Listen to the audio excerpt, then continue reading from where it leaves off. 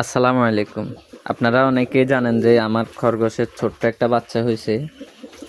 তো এতদিন পর্যন্ত কিন্তু ও মোটামুটি অনেকটাই বড় হয়ে গেছে। তো আজকে আপনাদেরকেও দেখাবো কিন্তু কতটুকু বড় হয়েছে।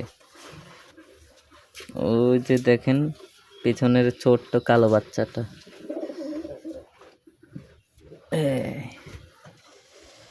এই হচ্ছে আমার সেই খরগোশের বাচ্চা। দেখেন ওর কিন্তু চোখও ফুটে গেছে, যদিও এখনো ভালোভাবে ফুটে নাই, সামান্য একটু ফুটছে। বড় হওয়ার পর ওর কালারটা দেখেন। ও যখন হয়েছে আমি কিন্তু টেনশনে ছিলাম যে ও বাঁচবে কি বাঁচবে না, কিন্তু এখন দেখেন কত সুন্দর। কিন্তু আমার এই বাচ্চাটা কালো আর সাদা হয়েছে, ওর মা কিন্তু একেবারেই সাদা।